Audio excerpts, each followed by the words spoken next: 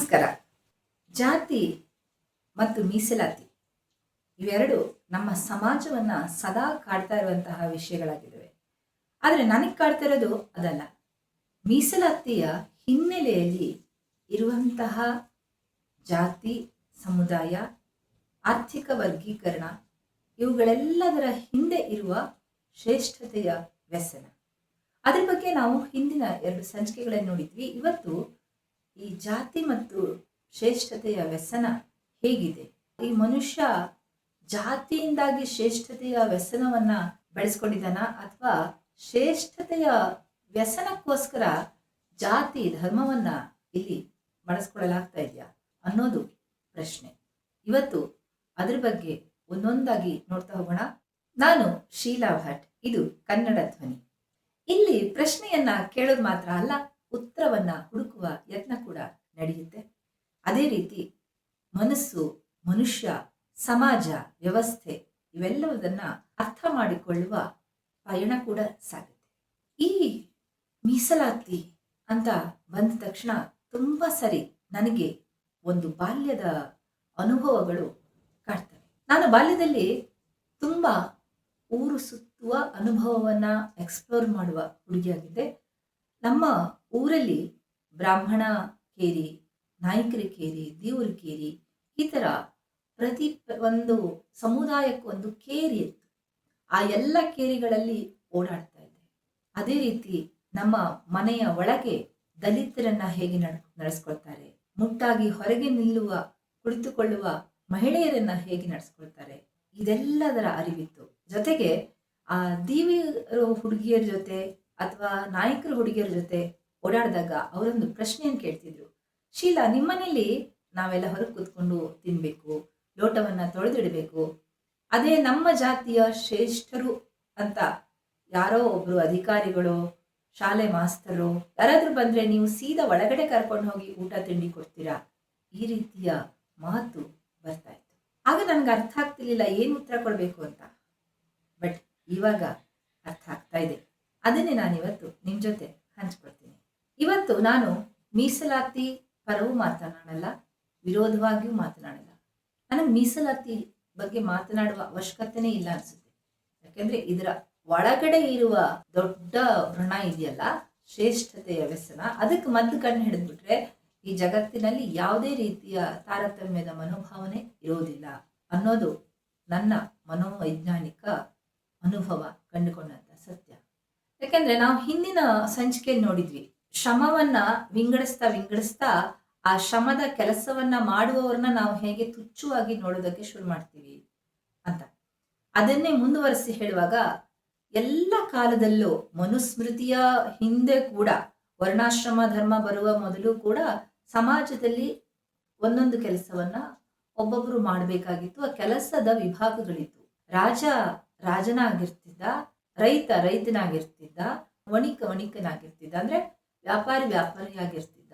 So ಅವ್ರವ್ರ ಕೆಲಸವನ್ನ ಅವ್ರವ್ರು ಮಾಡ್ತಾ ಇದ್ರು. ಇಲ್ಲಿ ಶ್ರೇಷ್ಠ ಕನಿಷ್ಠ ಅನ್ನೋದಕ್ಕಿಂತಲೂ ಅವರವರ ಕೆಲಸಗಳಿಗೆ ತಕ್ಕಷ್ಟು ಮರ್ಯಾದೆ, ಆ ಗೌರವ, ಘನತೆ ಅವ್ರಿಗೆ ಸಿಗ್ತಾ ಇತ್ತು. ನಿಧಾನವಾಗಿ ಈ ಶ್ರೇಷ್ಠತೆಯ ವ್ಯಸನ ಬಂದ ಹಾಗೆ ಒಂದು ಕೆಲಸ ಕುಲಕಸುಬು ಆಗ್ತಾ ಬಂತು. ಉದಾಹರಣೆಗೆ ಕುಟುಂಬದ ಮುಂದುವರಿಕೆ, ಒಂದು ಕೆಲಸ ಅಪ್ಪ ಮಾಡಿದ್ದು ಮಗ ಮುಂದುವರಿಸ್ತಾನೆ, ಹಾಗೆ ನೆಕ್ಸ್ಟ್ ಜನರೇಷನ್ ಮುಂದುವರಿಸ್ತಾ ಹೋಗುತ್ತೆ. ಅದೇ ತರ ಮುಕ್ತವಾಗಿ ಒಂದು ಕುಟುಂಬ ಒಂದು ಕೆಲಸವನ್ನ ಒಪ್ಪಿಕೊಂಡಾಗ ಆ ಕುಟುಂಬವನ್ನ ಗೌರವಿಸೋದು ಮತ್ತು ಆ ಒಂದು ಕೆಲಸವನ್ನ ಗೌರವಿಸೋದು ಒಟ್ಟಿಗೆ ಬೆಸೆದುಕೊಳ್ಳೋದಕ್ಕೆ ಶುರುವಾಯಿತು. ಇವಾಗ ವ್ಯಕ್ತಿಯ ಮೌಲ್ಯ ಆತನ ಕೆಲಸದಿಂದ ಅಳೆಯೋದಕ್ಕೆ ಶುರು ಮಾಡಿದ್ರು. ಹೇಗೆ? ಉದಾಹರಣೆಗೆ ರೈತನ ಮಗ ಅಂತಾನೆ ಗುರುತಿಸ್ಕೊಂಡ. ರಾಜನ ಮಗ, ಅವನು ಹೇಗಿದ್ರೆ ಸರಿ, ಅವನು ನೆಕ್ಸ್ಟ್ ರಾಜ ಆಗುವ ಗುಣಗಳನ್ನ ಆತ ಹೊಂದಿರ್ಬೇಕು ಅಂತಿಲ್ಲ. ಆದ್ರೆ ಆತ ರಾಜನ ಮಗ ಅನ್ನೋದಷ್ಟೇ ಸಾಕು ಅವನಿಗೆ ಮರ್ಯಾದೆ ಕೊಡೋದಕ್ಕೆ. ಈ ರೀತಿ ಒಂದು ವಾಡಿಕೆ ಶುರುವಾಯ್ತು. ಅದೇ ತರ ಯಾರು ಶೂದ್ರರು ಅಂತ ಗುರುತಿಸ್ಕೊಂಡ್ರಲ್ಲ, ಅಂದ್ರೆ ಅವರು ತೋಟದ ಕೆಲಸ ಮಾಡ್ತಾ ಇದ್ರು, ಗದ್ದೆ ಕೆಲಸ ಮಾಡ್ತಾ ಇದ್ರು, ಆಮೇಲೆ ಮನೆಯಲ್ಲಿ ಸಾಹುಕಾರರು ಅಂದ್ರೆ ಮನೆಯ ಒಡತಿಯ ಸೇವಕಿಯರಾಗಿ ಕೆಲಸ ಮಾಡ್ತಾ ಇದ್ರು. ಈ ತರ ಯಾರು ಸೇವೆಯನ್ನ ಮಾಡ್ತಾ ಇದ್ರಲ್ಲ ಅವ್ರನ್ನೆಲ್ಲ ತುಚ್ಛೀಕರಿಸುವ, ಆ ಕೆಲಸವನ್ನ ಕೀಳಾಗಿ ನೋಡ್ತಾ ಆ ಕೆಲಸವನ್ನ ಮಾಡುವವರನ್ನು ಕೀಳಾಗಿ ಕಾಣೋದಕ್ಕೆ ಶುರುವಾಯಿತು. ಯಾಕೆ ಯಾಕೆ ಅಂದರೆ ಈಗ ಒಳಗಡೆ ಒಂದು ಫ್ರಸ್ಟ್ರೇಷನ್ ಇತ್ತಲ್ಲ, ನಾನು ಶ್ರೇಷ್ಠನಾಗುವ ಆಸೆ, ನಾನು ಶ್ರೇಷ್ಠವಾಗಿ ಕಾಣಿಸಿಕೊಳ್ಳುವ ಆಸೆ, ಅದು ಅಲ್ಲಿಂದ ಶುರುವಾಗ್ತವೆ. ಬೇರೆಯವ್ರನ್ನ ತುಚ್ಛವಾಗಿ ನೋಡುವುದರ ಮೂಲಕ ತಾನು ಶ್ರೇಷ್ಠನಾಗುತ್ತೀನಿ ಅನ್ನುವ ಭ್ರಮೆ ಮನುಷ್ಯನನ್ನ ನಿಧಾನವಾಗಿ ಆವರಿಸ್ಕೊಳ್ತಾ ಇವತ್ತು ನಮ್ಮನ್ನ ಇಲ್ಲಿವರೆಗೆ ತಂದಿಟ್ಟಿದೆ. ಪ್ರತಿಯೊಬ್ಬನಿಗೂ ತಾನು ಯಾವುದೋ ಒಂದು ರೀತಿಯಿಂದ, ಯಾವುದೋ ಒಂದು ವಿಧಾನದಿಂದ, ಯಾವುದಾದ್ರೂ ಒಂದರಲ್ಲಿ ಆದ್ರೂ ತಾನು ಶ್ರೇಷ್ಠವಾಗಿ ಕಾಣಿಸ್ಬೇಕು ಅನ್ನುವ ಒಂದು ಆಸೆ ಇದ್ದೇ ಇರುತ್ತೆ. ಯಾವುದೋ ಜಾತಿಯಿಂದ, ಧರ್ಮದಿಂದ, ಹಣದಿಂದ, ವಿದ್ಯೆಯಿಂದ, ರೂಪದಿಂದ, ತನ್ನ ಕೆಲಸದಿಂದ, ಕೊನೆ ಪಕ್ಷ ಒಳ್ಳೆಯವನು ಅಂತಾದ್ರೂ ತಾನು ಶ್ರೇಷ್ಠನಾಗಿ ಗುರುತಿಸಲ್ಪಡಬೇಕು ಅನ್ನೋದು ಮನುಷ್ಯನ ಸಹಜ ಆಸೆ. ಆದ್ರಿಂದ ಅದಕ್ಕೆ ಮುಖಗಳು ಬದಲಾಗ್ತವೆ ಹೊರತಾಗಿ ಮನಸ್ಸು ಬದಲಾಗೋದಿಲ್ಲ. ಇದು ಸಡನ್ ಆಗಿ ಬಂದ್ಬಿಡ್ತಾ? ಮನುಷ್ಯನಿಗೆ ಬಾಲ್ಯದಿಂದನೇ ಇರುತ್ತಾ? ಇಲ್ಲ. ಯಾವ ಮನುಷ್ಯ, ಒಂದು ಮಗುವಿಗೂ ಹುಟ್ಟಿದ ತಕ್ಷಣ ಅದು ಮುಟ್ಟಬಾರ್ದು, ಇದು ಮುಟ್ಟಬಾರ್ದು ಅಂತೆಲ್ಲ ಇರೋದಿಲ್ಲ. ಅದೆಲ್ಲನೂ ಮುಟ್ಟಿ ಮುಟ್ಟಿ ಮುಟ್ಟಿ ನೋಡ್ತಾ ಇರುತ್ತೆ. ನಾವು ಹೇಳ್ಕೊಡ್ತೀವಿ ಅದನ್ನು ಮುಟ್ಟಬೇಡ, ಅದು ಒಳ್ಳೇದಲ್ಲ, ಇದು ಕೆಟ್ಟದ್ದು, ಇದು ಕೆಟ್ಟದ್ದಲ್ಲ, ಈ ಥರ ಮಾಡಬೇಕು ಅನ್ನೋದನ್ನು ನಾವು ಗುರುತಿಸುವಾಗ ಈ ಜಾತಿ ಮತ್ತು ಶ್ರೇಷ್ಠತೆಯ ಒಂದು ಕಲ್ಪನೆಯನ್ನ ಕೂಡ ಬಿತ್ತುತ್ತಾ ಹೋಗ್ತೀವಿ. ಹೇಗೆ ಅಂದರೆ, 3 ಮಗು ಇದ್ರೆ ಆ 3 ಮಗುವಿನಲ್ಲಿ ಯಾವುದಾದ್ರೂ ಒಂದು ಮಗುವನ್ನ ಒಂದು ಹಂತಕ್ಕೆ ಏರಿಸೋದು. ಉದಾಹರಣೆ ಗಂಡು ಅಂತ ಏರಿಸೋದು, ಮೊದಲು ಮಗಳು ಅಂತ ಏರಿಸೋದು, ಅಥವಾ ಮೊದಲ ಹಿರಿಯ ಅಂತ ಏರಿಸೋದು, ಕನಿಷ್ಠ ಅಂತ ಅತಿ ಪ್ರೀತಿ ಮಾಡೋದು. ಈ ಥರ ಮಾಡಿದಾಗ ಅವರು ಶ್ರೇಷ್ಠರಾದ್ಮೇಲೆ ನಾನು ಏನು ಇದ್ದಕ್ಕಿದ್ದಂತೆ ಕನಿಷ್ಠನಾಗ್ಬಿಟ್ನಾ, ನನಗೂ ಒಂದು ಶ್ರೇಷ್ಠತೆ ಬೇಡವಾ? ಈ ರೀತಿಯ ಪ್ರಶ್ನೆಗಳು ವ್ಯಕ್ತಿಗತವಾಗಿ ಮೂಡ್ತಾ ಬರ್ತವೆ. ಅಲ್ಲಿಂದನೇ ನಾನು ಶ್ರೇಷ್ಠನಾಗ್ತಾ ಹೋಗಬೇಕು ಮತ್ತು ನಾನು ಶ್ರೇಷ್ಠನಾಗುವುದಕ್ಕೆ ಬೇರೆಯವರು ಕನಿಷ್ಠ ಅಂತ ಆದರೆ ಅಟ್ಲೀಸ್ಟ್ ನನ್ನನ್ನು ಗುರುತಿಸ್ಬೋದಾ ಅನ್ನುವ ಒಂದು ಹಪಹಪಿಕೆ ಕೂಡ ಮನುಷ್ಯನ ಮನಸ್ಸಿನಲ್ಲಿ ಬರ್ತಾ ಹೋಗುತ್ತೆ. ಇದಕ್ಕೆ ನಮ್ಮ ಭಾರತ ಅಂತಲ್ಲ, ಎಲ್ಲ ದೇಶದಲ್ಲೂ ಈ ಒಂದು ತಾರತಮ್ಯ ಇದ್ದೇ ಇದೆ. ಎಲ್ಲ ಧರ್ಮದಲ್ಲಿದೆ. ಹಿಂದೂಗಳಲ್ಲಿ ಸಾವಿರಾರು ಜಾತಿಯಲ್ಲಿ ಹೊಡೆದಾಡ್ಕೊಂಡ್ರೆ, ಕ್ರಿಶ್ಚಿಯನ್ನಲ್ಲಿ ಪ್ರೊಟೆಸ್ಟೆಂಟ್, ಕ್ಯಾಥೋಲಿಕ್, ಸುನ್ನಿ ಶಿಯಾ ಮುಸ್ಲಿಮಲ್ಲಿ, ಶ್ವೇತಾಂಬರ ದಿಗಂಬರ ಜೈನರಲ್ಲಿ, ಹೀಗೆ ಹಲವಾರು ಕಮ್ಯುನಿಟಿಯಾಗಿ ಒಡೆದು ಹೋದಂತಹ ಈ ಸಮಾಜ ತನ್ನ ಶ್ರೇಷ್ಠತೆಯ ವ್ಯಸನದಲ್ಲಿ ತನ್ನದೇ ಆದ ಕಂದಕಗಳನ್ನು ಮನುಷ್ಯರ ಮಧ್ಯೆ ರೂಪಿಸಿದೆ. ಇದಕ್ಕೆ ಯಾವ ದೇಶನೂ ಹೊರತಲ್ಲ. ಯುರೋಪಲ್ಲಿ ವರ್ಗ ವ್ಯವಸ್ಥೆ ಇದೆ, ಅಮೆರಿಕಾದಲ್ಲಿ ವರ್ಣಭೇದ ನೀತಿ ಇದೆ, ಜಪಾನ್ನಲ್ಲಿ ಸಾಮಾಜಿಕ ಪದರಗಳಿದ್ದಾವೆ, ಚೀನಾಕ್ಕೆ ಹೋದ್ರೆ ಅಲ್ಲಿ ಬಡವರು ಮತ್ತು ಶ್ರೀಮಂತರ ಮಧ್ಯೆ ಒಂದು ದೊಡ್ಡ ಕಂದಕನೇ ಇದೆ. ಹೀಗೆ ಪ್ರತಿ ಒಂದರಲ್ಲೂ ಒಂದು ವಿಭಜನೆ ಈ ಶ್ರೇಷ್ಠತೆಯ ವ್ಯಸನದಿಂದ ನಾವು ಕಂಡೇ ಕಾಣ್ತೀವಿ. ಮನುಷ್ಯನ ಮನಸ್ಸು ಇರುವವರೆಗೆ ಈ ಶ್ರೇಷ್ಠತೆಯ ವ್ಯಸನ ಇರುತ್ತೆ ಅನ್ಸುತ್ತೆ. ಆದರೆ ಎಲ್ಲಿವರೆಗೆ ಮನುಷ್ಯ ಜಾಗೃತನಾಗಿ ತನ್ನ ವ್ಯಸನ ಇಂತಲ್ಲಿದೆ ಅಂತ ಅರ್ಥಕೊಂಡು ಪ್ರಜ್ಞಾಪೂರ್ವಕವಾಗಿ ತಿದ್ದಿಕೊಂಡಾಗ ಈ ಸಮಾಜ ಹೊಸ ಬದಲಾವಣೆಯನ್ನ ಕಾಣುತ್ತೆ. ಆದ್ರಿಂದ ನಾವು ಇತಿಹಾಸವನ್ನ ಒಪ್ಕೋಬೇಕು. ಎಸ್, ಮೀಸಲಾತಿ ಕೊಟ್ಟಿದ್ದಾರೆ, ಬಡವರಿಗೆ ಮೀಸಲಾತಿ ಕೊಟ್ಟಿದ್ದಾರೆ, ದಲಿತರಿಗೆ ಮೀಸಲಾತಿ ಕೊಟ್ಟಿದ್ದಾರೆ, ಆರ್ಥಿಕವಾಗಿ ಹಿಂದುಳಿದವರಿಗೆ ಮೀಸಲಾತಿ ಕೊಟ್ಟಿದ್ದಾರೆ. ಈಗ ಮೀಸಲಾತಿ ಇಲ್ಲದೆ ಹೋದವರೇ ಇಲ್ಲ ಅನ್ನುವ ಹಂತಕ್ಕೆ ನಾವು ಬಂದು ನಿಂತ್ಕೊಂಡಿದ್ದೀವಿ. ಜಾತಿ ಹೆಸರಲ್ಲಿ ಅನ್ಯಾಯಗಳಾಗಿದೆ, ಶಿಕ್ಷಣದಿಂದ ದೂರ ಇಡಲಾಗಿದೆ, ದೇವಾಲಯದಿಂದ ಪ್ರವೇಶವನ್ನ ನಿಷೇಧಿಸಲಾಗಿದೆ, ಅವಕಾಶಗಳನ್ನ ಕಸಿದುಕೊಳ್ಳಲಾಗಿದೆ. ಇದ್ಯಾವುದೂ ಬದಲಾಗೋದಿಲ್ಲ. ಇದೆಲ್ಲ ಆಗೋಗಿದೆ. ಇತಿಹಾಸವನ್ನ ಬದಲಾಯಿಸೋದಕ್ಕೆ ನಮ್ಮ ಹತ್ರ ಆಗೋದಿಲ್ಲ. ಹಾಗಿದ್ರೆ ನಮ್ಮ ಹತ್ರ ಆಗೋದೇನು? ಈಗ ವರ್ತಮಾನ ಮತ್ತು ಭವಿಷ್ಯವನ್ನ ಅರ್ಥ ಮಾಡಿಕೊಂಡು ಮುಂದಿನ ಸಕಾರಾತ್ಮಕ ಸಾಧ್ಯತೆಯನ್ನ ನೋಡೋದಾಗಿದೆ.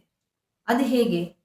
ಇತಿಹಾಸದ ಅನ್ಯಾಯವನ್ನ ಸರಿಪಡಿಸುವಾಗ ನಮ್ಮಲ್ಲಿ ಪ್ರತೀಕಾರದ ಮನೋಭಾವ ಇರಬಾರ್ದು, ಹೊಸ ದ್ವೇಷ ಹುಟ್ಟಬಾರ್ದು. ಹೇಗೆ? ಈಗ ನಮ್ಮಲ್ಲಿ ಅಂತರ್ಜಾತಿ ವಿವಾಹ ಅನ್ನೋದು ಬಂತು. ನಾನು ನೋಡಿದ್ದೀನಿ, ಕೇಳಿದ್ದೀನಿ. ಒಬ್ಬ ಪ್ರಖ್ಯಾತ ಲೇಖಕರು ಬ್ರಾಹ್ಮಣ ಸಮುದಾಯದ ಯುವತಿಯನ್ನ ಮದುವೆ ಆಗ್ತಾರೆ. ಆಮೇಲೆ ಅವರು ತಮ್ಮ ಸ್ನೇಹಿತರ ಬಳಗದಲ್ಲೆಲ್ಲ ಹೇಳ್ಕೊಂಡು ಬರ್ತಾರೆ, ಅವಳನ್ನ ನಾನು ಬೆಡ್ರೂಮಲ್ಲಿ ಮಣಿಸುವಾಗ ನನಗೆ ಆಹಾ ಎಂತ ಆನಂದ ಅಂದ್ರೆ ಈ ಜಾತಿಯವರನ್ನ ಹೀಗೆ ಮಟ್ಟ ಹಾಕಬೇಕು ಅಂತ ಅನಿಸುತ್ತೆ. ಎಂತಹ ಕ್ರೌರ್ಯ ನೋಡಿ. ಮದುವೆಯಂತಹ ಬಂಧದಲ್ಲಿ ಕೂಡ ನಮ್ಮ ಇತಿಹಾಸದ ಪ್ರತೀಕಾರ ಸೇರ್ಕೊಂಡ್ಬಿಟ್ರೆ ಅದು ಎಂತಹ ಬದುಕು ನಮ್ಮದು. ಈ ರೀತಿ ಆಗಬಾರ್ದು. ಇತಿಹಾಸಕ್ಕೆ ನ್ಯಾಯವನ್ನ ಕೊಡುವಾಗ ವರ್ತಮಾನದ ಮೇಲೆ ಪ್ರತೀಕಾರವನ್ನ ತೀರಿಸಿಕೊಳ್ಳುವ ಕ್ರೌರ್ಯವಾಗಲಿ ಅಥವಾ ದಡ್ಡತನವಾಗಲಿ ಇರ್ಕೂಡ್ದು. ದಡ್ಡತನ ಯಾಕೆ ಹೇಳ್ತೀನಿ ಅಂತಂದ್ರೆ ಬದುಕು ಸಿಗೋದೇ ಸ್ವಲ್ಪ ಸ್ವಲ್ಪ ಹೊತ್ತು. ಅದನ್ನ ನಾವು ದ್ವೇಷದಲ್ಲೋ ಪ್ರತೀಕಾರದಲ್ಲೋ ತುಂಬ್ಕೊಂಡ್ಬಿಟ್ರೆ ಆ ಸಂತೋಷದ ಗಳಿಗೆಗಳು ಕೂಡ ನರಕಾಗಿ ಮಾರ್ಪಡ್ತವೆ. ನೆನ್ಪಿಟ್ಕೊಳ್ಳಿ, ಯಾವಾಗಲೂ ದ್ವೇಷ ಮಾಡೋರಿಗೆ ಎರಡು ನಷ್ಟ ಆಗುತ್ತೆ. ಒಂದು, ಬೇರೆಯವ್ರಿಗೂ ನಷ್ಟ ಮಾಡ್ತಿರ್ತಾರೆ, ಹಾಗೆ ಅವರಿಗೂ ನಷ್ಟ ಮಾಡ್ಕೊಳ್ತಾ ಇರ್ತಾರೆ. ಇವತ್ತು ಮೀಸಲಾತಿಯನ್ನ ವಿರೋಧಿಸೋದಾಗ್ಲಿ ಅಥವಾ ಅಪ್ಪಿಕೊಳ್ಳೋದಾಗ್ಲಿ ಎರಡೂ ಕೂಡ ಒಂದು ದ್ವೇಷದಿಂದನೇ ಬರ್ತಾ ಇದೆ. ಅದು ನನಗೆ ಇವತ್ತು ಈ ಸಂಚಿಕೆಯನ್ನು ಮಾಡೋದಕ್ಕೆ ಪ್ರೇರೇಪಣೆ ಮಾಡಿದೆ. ಆದ್ರಿಂದ ಹೊಸ ಶ್ರೇಷ್ಠತೆನೂ ಹುಟ್ಟಾಕೋದು ಬೇಡ, ಹೊಸ ದ್ವೇಷನೂ ಹುಟ್ಟಾಕೋದು ಬೇಡ. ಬದಲಿಗೆ ಆ ಘನತೆ ಯಾರು ಕಳ್ಕೊಂಡಿದ್ದಾರೆ ಜಾತಿ ಹೆಸರಲ್ಲಿ, ಸಮುದಾಯದ ಹೆಸರಲ್ಲಿ, ಆರ್ಥಿಕ ಹಿನ್ನಡೆಯ ಒಂದು ವಿಷಯದಲ್ಲಿ, ಅವರಿಗೆ ಸರಿಯಾದ ರೀತಿಯ ಒಂದು ಘನತೆಯನ್ನ ಗೌರವವನ್ನ ಕಲ್ಪಿಸೋದಕ್ಕೆ ನಾವೆಲ್ಲ ಅವಕಾಶ ಮಾಡಿಕೊಳ್ಳೋಣ.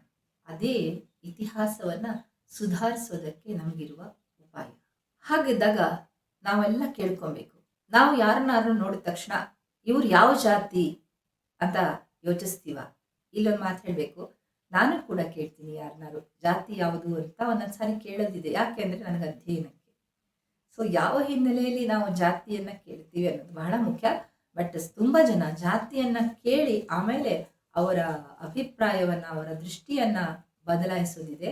ಆ ಹಿನ್ನೆಲೆಯಲ್ಲಿ ನಾನು ಹೇಳ್ತಿರೋದು, ನೀವು ಯಾರನ್ನಾದ್ರೂ ಭೇಟಿಯಾದಾಗ ಅವ್ರು ಯಾವ ಜಾತಿ ಅಂತ ಕೇಳಿಕೊಂಡು ನಿಮ್ಮ ವ್ಯವಹಾರ ಬದಲಾಗುತ್ತಾ ಕೇಳಿ ನೋಡ್ಕೊಳ್ಳಿ ನಿಮ್ಮನ್ನ.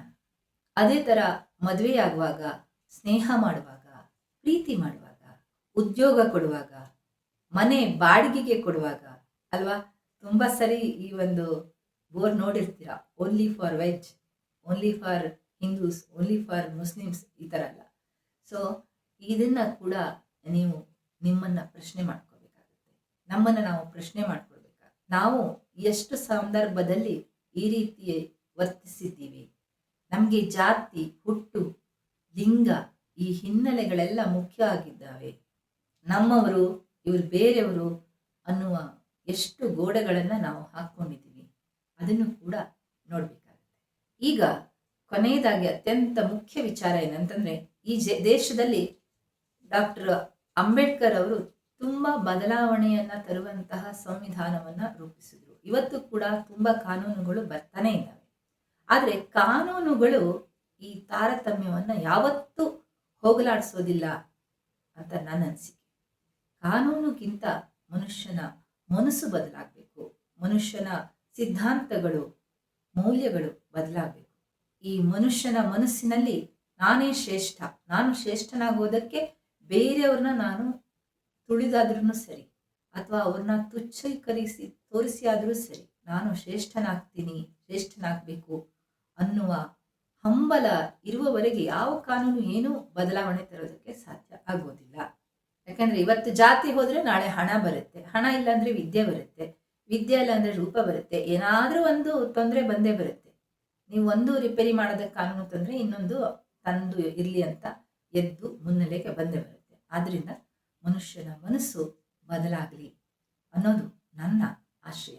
ಅದೇ ಈ ಮೀಸಲಾತಿ ಅನ್ನೋದಕ್ಕೆ ಆಳವಾದ ಮದ್ದು. ಆದ್ರಿಂದ ನಾವೆಲ್ಲ ನಮ್ಮ ಎದುರಿಗಿರುವವನ ಜಾತಿ ನೋಡೋದ್ರ ಬದಲು ಆತ ಒಬ್ಬ ಮನುಷ್ಯ ಅಂತ ನೋಡಿದ ತಕ್ಷಣ ಎಲ್ಲ ಗೋಡೆಗಳು ಕುಸಿದು ನೆಲ ಕಚ್ಚುತ್ತವೆ, ಬದುಕು ಬಂಗಾರ ಆಗುತ್ತೆ, ಸಂತೋಷ ಕೊಡುತ್ತೆ. ಹಾಗಾಗಲಿ ಅನ್ನುವ ಆಶಯದೊಂದಿಗೆ ಸಂಚಿಕೆಯನ್ನು ಮಾಡಿದ್ದೀನಿ. ನಿಮ್ಮ ಅಭಿಪ್ರಾಯ ಏನು? ನಿಮ್ಗೇನನ್ಸುತ್ತೆ? ಮೀಸಲಾತಿ ಬೇಕಾ ಬೇಡವಾ ಅಂತ ನಾನು ಕೇಳ್ತಾ ಇಲ್ಲ. ಶ್ರೇಷ್ಠತೆಯ ವ್ಯಸನ ಮೀಸಲಾತಿಗೆ ಎಷ್ಟು ಪರಿಣಾಮವನ್ನ ಬೀರಿದೆ, ಮೀಸಲಾತಿ ಬರೋದಕ್ಕೆ ಎಷ್ಟು ಕಾರಣ ಆಗಿದೆ, ಕಮೆಂಟಲ್ಲಿ ಹೇಳಿ. ಯೋಚನೆ ಮಾಡಿ.